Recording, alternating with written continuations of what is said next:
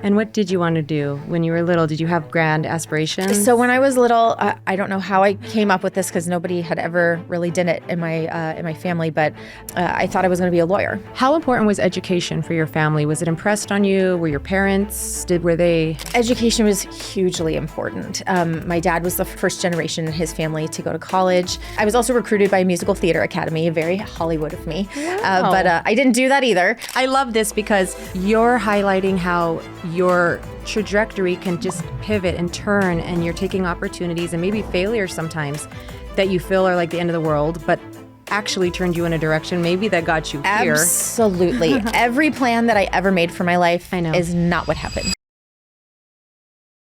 Hi, everyone. Welcome to Empowered with Gina. Today's podcast is with a leader, not only locally, but here in our country, Supervisor Lindsey Horvath. And I'm so excited to be in one of her offices here in Los Angeles. And so I invite you to join us, learn about her story, learn about what she does as a leader, as a human, as a citizen, and follow her to make sure you keep up on everything she has going on.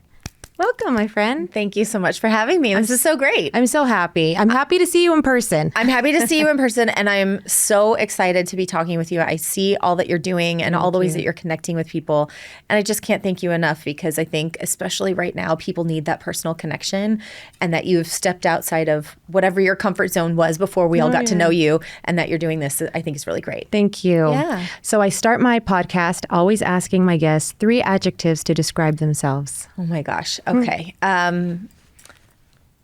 Thoughtful, sometimes awkward, but very compassionate. Absolutely. Mm-hmm. So who was little Lindsey? Where did you grow up? What was childhood like for you? I grew up in a small town in the Midwest. I grew up on the east side of Cleveland, Ohio. And my town, I think, was something like 10,000 people, at the time I was there. Yeah. And you sort of saw everyone you knew at church on Sunday. The school bus picked me up at the corner, even though I went to Catholic school, and dropped us off at the corner. And as you walk down the street, hi, Mrs. Greben. And she'd give you popsicles, and hi, Mrs. Verdell. And there'd be a golden retriever out in the front yard. Wow. It was kind of like a Disney after school special. Wow. And so in many ways, it sheltered me from certain things. Mm-hmm. It was a great way to grow up. And I think in the position that I have now, I think about, I want to make sure that future generations have the opportunity to be able to raise their families with that kind of safety, with that sense of, anything is possible, and the freedom to grow and explore and learn who you are. Absolutely. How important was education for your family? Was it impressed on you? Were your parents, were they? Education was hugely important. My dad was the first generation in his family to go to college. And he very much impressed on us that we had to go to school. Going to school meant you would get a good job, which meant you might have opportunity in your life. He grew up, his father died when he was young. And so I never got to meet him. My dad, he was 13 when that happened. And so my grandmother worked 2 full-time jobs. She was a grocery clerk at the local Kroger grocery store. Wow. And then she was also the receptionist at the local police station, which sort of evolved actually out of their home. My grandfather, when he was alive, created the radio system that allowed all the cars to talk to each other. And so after he passed, she did both of those things full time to take care of her 4 boys. She was one of 8, and she was the oldest, so she sort of took care of all of her siblings growing up. It was just kind of her nature. And so my dad's family grew up pretty poor. My mom is one of 5, and her parents, my grandfather, my grandfather on my dad's side served in the Army during World War II. My grandfather on my mother's side served in the Navy. My grandmother, his wife, my grandmother, was very involved in the church. She did a lot of work at the rectory and supporting the priests. And, my mom was the youngest. My dad was the youngest. My brother's the youngest. I'm the only one who's not the youngest in my family. But we had, I think we had sort of what people might consider sort of that idyllic growing up in America. My family was, about faith and service to one's country and family itself. And, Absolutely. We had all kinds of family gatherings over the holidays, and that was sort of how we grew up. I love that. But to your point, education was incredibly important because that was the way we were going to have opportunity to be able to look beyond, sort of the small town that I was in, right. and what I might want to do going forward. And what did you want to do when you were little? Did you have grand aspirations? So when I was little, I don't know how I came up with this because nobody had ever really done it in my family, but I thought I was going to be a lawyer. That's what I wanted to do. I understood if you went to school, you went to a good school, you could get into law school and become a lawyer, and that was going to afford you a good life. Yeah. My brother ended up doing that, so that's good. We still have a lawyer in the family, but I that's what I thought I was going to do, and so my path was really driven by that. I wanted to help people, and as very early in school, I started to learn the role that the law could play in protecting people and helping to shape people's lives, people knowing their rights and being able to enjoy freedom in this country. That's wonderful. Mm-hmm. Did you go to law school? I didn't. Okay, what happened? It's what brought me to LA. So my family moved to Las Vegas when I was 15. So I went to high school there, and it's where I went home to when I was in college. Okay. I went to the University of Notre Dame, and when I graduated, I moved to LA. I thought I was going to go to law school here at UCLA. So you were on a law school. That was the plan. Oh. Yeah, but I am a millennial. Yes. And like many of us, I came with a lot of student debt. I came with, the expectation that there would be a lot of work opportunity for me. And that was not the case. So to get, a job that I probably could have gotten without my college degree, but with my college debt was a lot to take on. Right. And so, I took on that debt to put myself through college. So while my family was able to help a little bit, they weren't able to, pay for college like others. And so that was part of what drove how I had to show up here. So I ended up getting a job, and I was also recruited by a musical theater academy, very Hollywood of me. Wow. But I didn't do that either. I like I said, had to pay my bills and, be an adult like you're expected to do. Absolutely. And so I moved to Hollywood. I got a job in the entertainment industry and creative advertising through mutual friends, took an entry-level job and just sort of worked my way up. Okay. So I love this because you're highlighting how your trajectory can just pivot and turn, and you're taking opportunities and maybe failures sometimes that you feel are like the end of the world, but actually turned you in a direction maybe that got you here. Absolutely. Every plan that I ever made for my life is not what happened. I know. And yet I have had all kinds of opportunities being in a place like Los Angeles. Yeah. And that's what's so exciting to me about being here is there's so much opportunity. And now, again, in the role that I have, I see that affordability is a big hindrance to people. The housing crisis and just availability of affordable housing. There are these components that, when people came to Los Angeles, if you weren't from here, plus the people who are already here, you have to find ways to grow as a region. Yeah. And so, in order for that opportunity to be able to actually reach people, you have to continue to invest in your community and make sure all of those supports exist. And so that's something I'm very passionate about, is continuing to let people have that dream. So we're going to fast forward because you mentioned being a millennial. So now, fast forward, you are on the Los Angeles County Board of Supervisors, which is the most powerful arm in our city. And you were the youngest millennial chair ever on the Board of Supervisors. And I wonder, being a part of an established system that was not designed for the millennial experience, if anything, have you learned from being in that position with that age difference? I mean, there's a lot there. I will say it's a loaded question. And I will say, when I have had this experience sort of consistently. Before I was on the board, I was on the city council and served as mayor twice in the city of West Hollywood.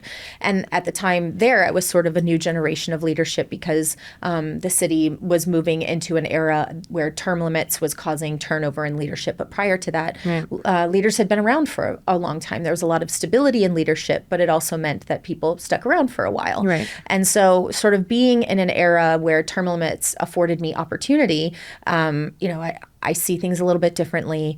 And I try to be gentle about that because obviously, people have feelings about how things are going on. But at a certain point, you have to bring government into the 21st century to serve the real world needs that people are facing right now. Right. And one of the things that we did in the county was bring forward a ballot measure called Measure G, which gratefully Angelenos passed. And it's allowing us to address some of the long overdue reforms that need to happen inside county governance to make it work like a government that's meeting the moment in the 21st century. The charter for governance in Los Angeles County hadn't changed since 1912, when there were more cows than people in Los Angeles, before women had the right to vote. I mean, so many things were different back then. And so we now have to look at how do we shape and create a government that serves people today, both in terms of how we structure governance, but also in terms of how do we use technology? Absolutely. How do we make it more accessible? Certainly COVID pushed us in a certain direction with remote accessibility, but we also have to think about, this region speaks more than 200 languages. We have disabilities that we need to address and accommodate, and because we want everyone's voices to be part of the conversation. We don't want to just leave the marginalized to fend for themselves, especially at the county. We are the social safety net. We're the place where the people who are often forgotten about are supposed to be centered. Absolutely. And so I really think about that in the work that we do, and how can we make sure that the work of government is actually reaching the people it's intended to serve.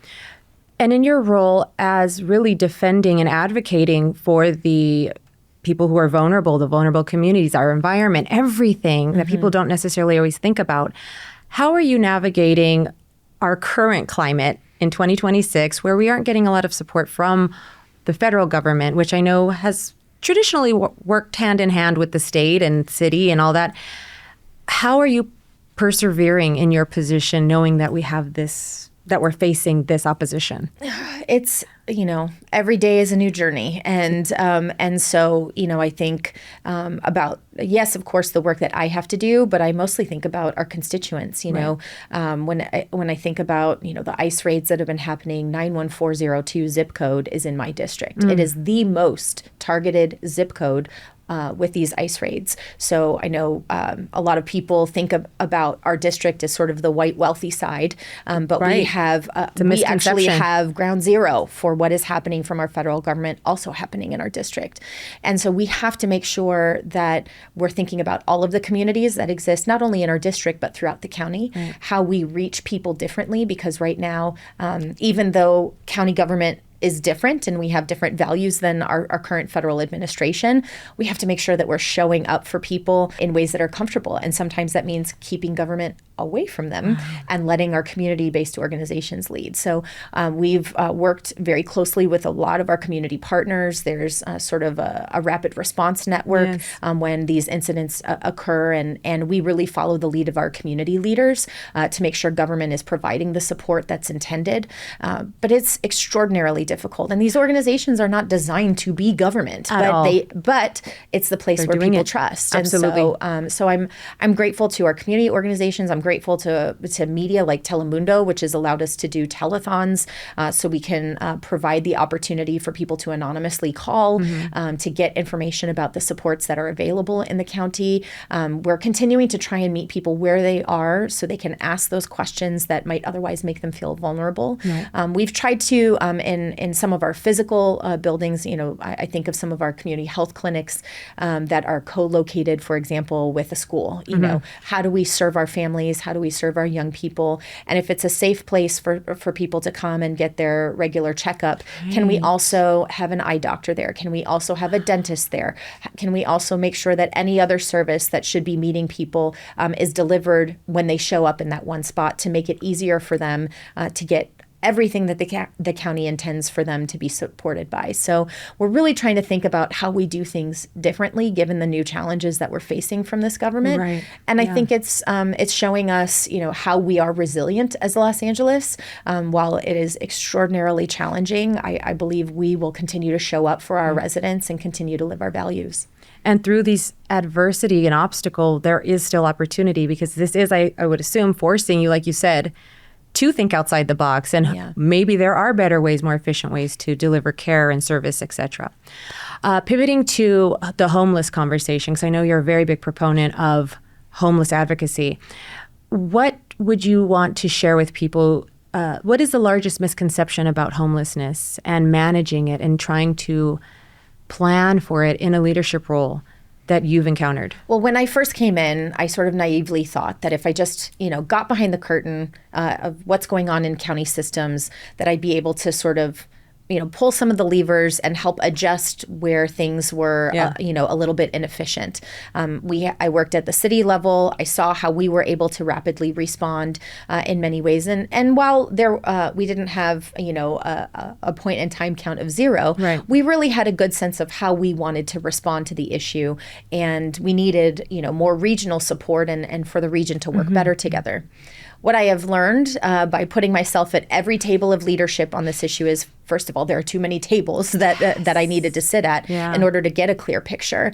But the system itself was never designed to meet the problems that we're facing now. Okay. There's a regional agency called LAHSA, the Los Angeles Homeless Services Authority, which is actually a joint powers authority, a JPA, that was created as a result of a court settlement, specifically about winter weather shelter that was supposed to be provided in the city of Los Angeles and in partnership with the county. Oh. So that's how LAHSA became an organization. But around the weather. Yes, but as we know, the homelessness crisis isn't limited to that issue. No. And yet that's the organization we've been asking for decades to respond to this crisis.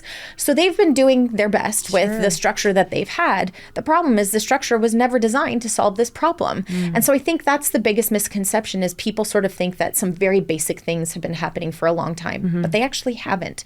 For example, since I was on the board, I brought forward a motion to create what's now called the ECRC, the Emergency Centralized Response Center for Homelessness.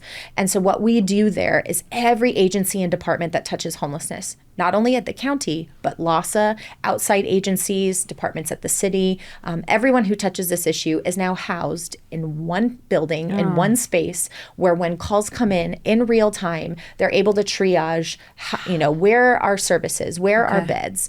And it sounds very basic to, I think, regular people who expected that this was happening all the time. Right. But it wasn't until 2024. And so now they're all talking to each other. Yes. And so so now everybody is responding in a more coordinated fashion. It's not perfect yet because we're still building it and making sure that we address all the things that need to be addressed. But because of partnership, we're able to have that happen in one place. In the county alone, 14 different departments were working on the issue of homelessness. There was no one centralized place for that to happen. So now we've created our own Department of Homeless Services and Housing to not only centralize what the county is doing, but to have more accountability on the dollars. Because I think while it's clear that this region wants to continue to invest in services, and I am grateful that Angelino's passed Measure A for us to be able to do that, I think people are also sort of frustrated that we're talking about this issue as much as we are too. And they want to see, they've spent a lot of money in their taxes on solving this problem. Right. They want to see results. And I think that's a reasonable thing to ask for. Right. So that's the other component of what this new department is doing. We're using our auditor controller to embed financial best practices that have been missing from the system from the outset, to make sure that we understand exactly where your dollars are going, how they can best be invested, how we stretch them further, and get the results that people are expecting. Well, thank you, because the way you describe it, it's like, oh, yeah, that makes sense. But I can imagine to get the powers that be and the players and everyone to communicate, it is a lofty goal. And so I commend you for doing that, because it's such an urgent need in our city. And I know our city is a model for so many others. Well, and there are local government organizations called COGS, Coalition of Councils of Government, for some smaller city and Los Angeles regions throughout Los Angeles County. And it's ways for governmental leaders to come together in a regional approach to address some issues that need to be addressed by a region. And I attended one of these meetings, and one of the leaders said, "Can you just explain to me how it works? I know this sounds terrible, but I really can't understand it." And I've said, it's not you, it's the system.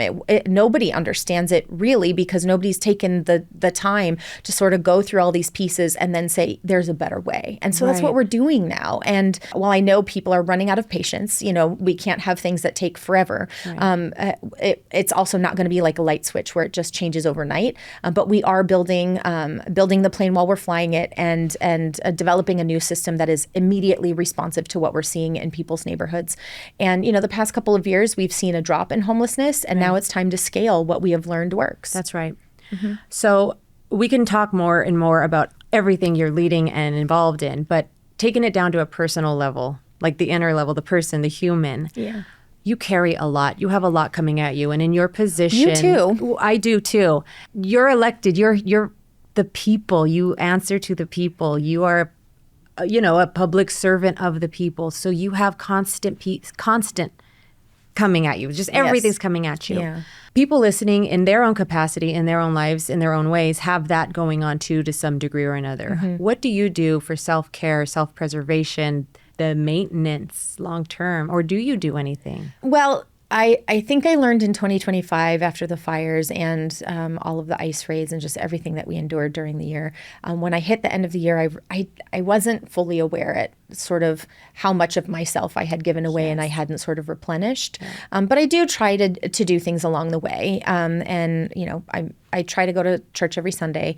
That's very important to ground me and sort of center me and give me the opportunity to just sort of think through what my week was, what my next one will be, and sort of the things that I've been experiencing and holding in my heart in a way that I think very few other spaces afford me. Right. I try to do some of the self-care stuff, but I think, I love going to concerts. I love going to sports, being out and in those kinds of spaces is really fun for me. And so, I like to enjoy those things, and they also tell you so much about your community too, going to a Dodgers game, if you're not going to Dodgers games, what are you doing in LA? I don't know. But I just think that those are the things that make a community. And so I grew up that way. I love it. It's part of who I am. And so I really appreciate that. But, I read a lot. I am definitely somebody who likes to be engaged directly with people, obviously because of my work.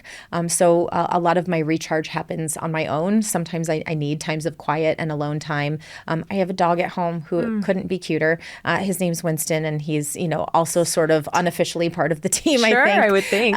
He comes to the office and, people are like, I have a really tough Zoom coming up. Can he sit with me through it? I'm like, yes, absolutely. Oh. So I think all of us sort of feel that way too. We have a lot of people who love their animals and I think that's also part of not only our district, but just, the culture and the way we are here in LA. So those are some of the things, but I think you really have to take that time to do self-reflection. And my church in Hollywood was led for a long period of time by the Jesuits. And they sort of have an examine process where you can kind of look through your day and go through sort of a constructive reflection on what went well, what you can do better, and are you really in service to your personal mission? And so I try to do that because that helps me, stay focused on the things, the commitments that I've made to the community, the integrity I want to hold as a person, and make sure that I'm being true to myself and who I am.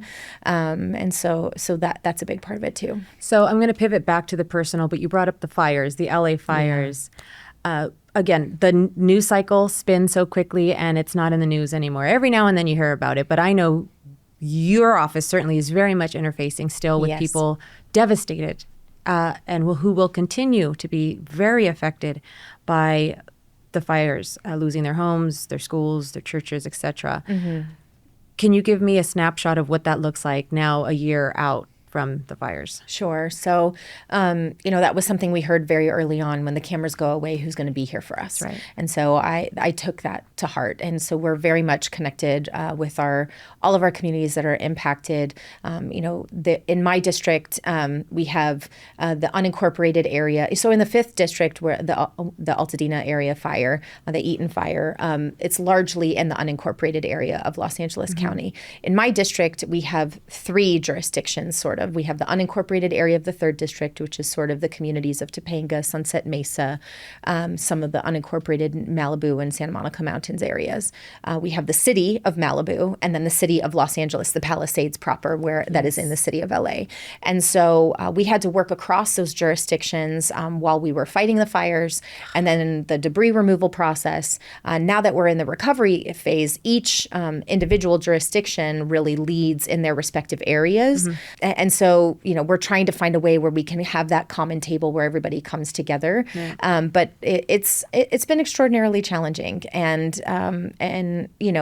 I pray every day for the people who have had to live through this and who are continuing to navigate what it means to have housing insecurity, what it means to wonder if you're ever going to get your job back or your business back. There's, just all kinds of challenges that people are facing on a very human level, in addition to all of the governmental and paperwork and insurance and just all of that people are having to navigate while you are trying to heal the trauma inside you. Absolutely. And, I have good friends who I worked with before my life in government. I worked in the creative advertising industry, as I mentioned, and a family who I'm very close to lived in Sunset Mesa.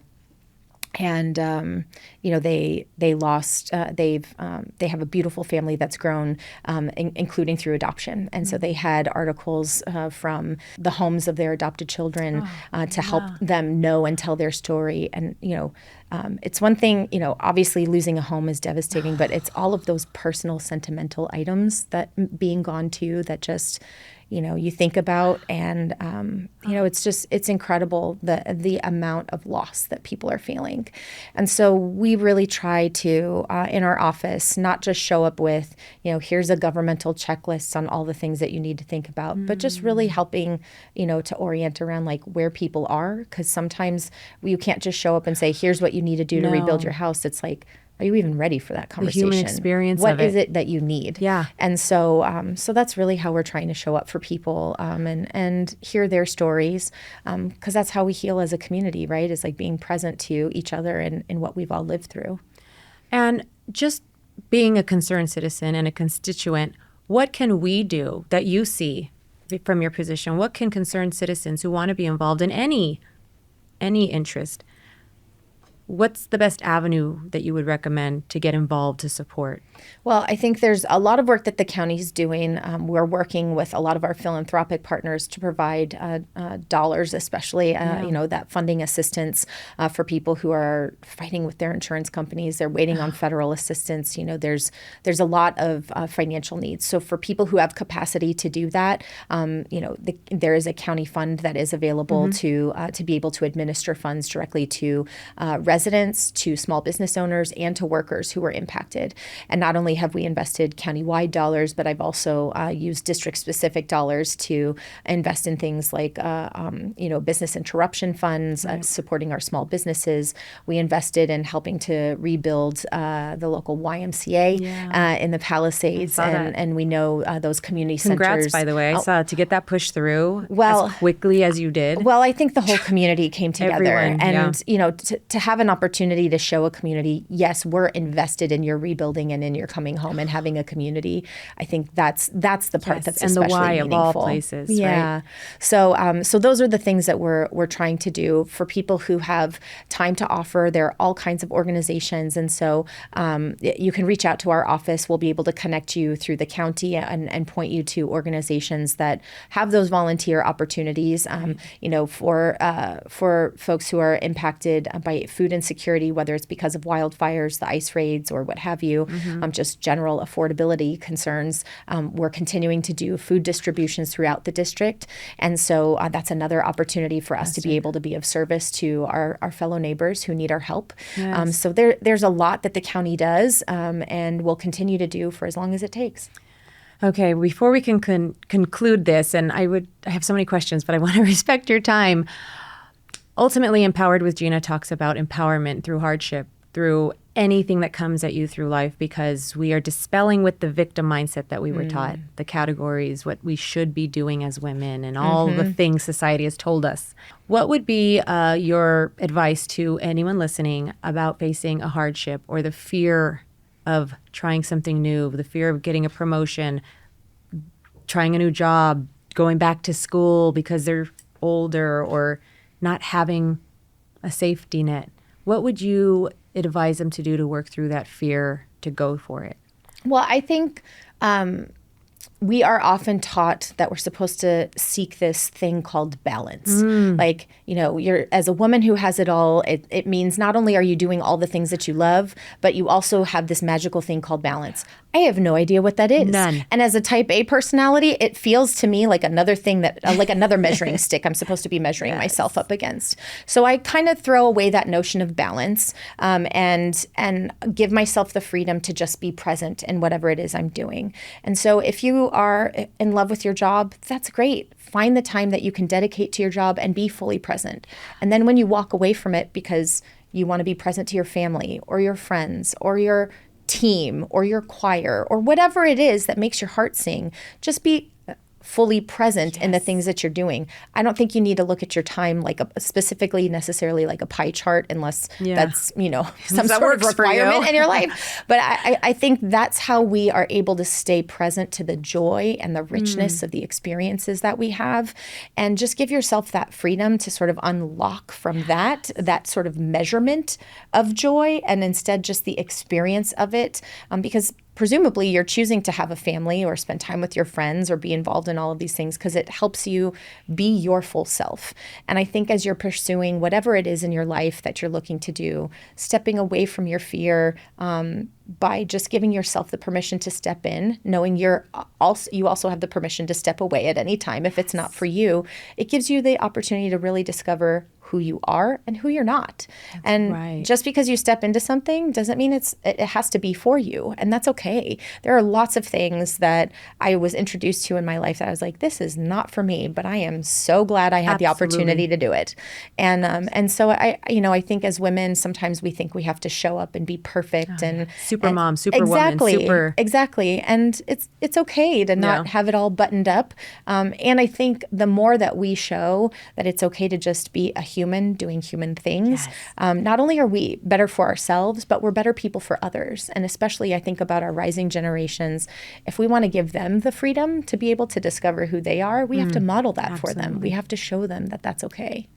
Well, I am so grateful for your time and your energy and just, again, how you advocate for our city and our county and everything. And so thank you so much for your time. I'm going to put information about Supervisor Horvath's office in the comments or in the description below.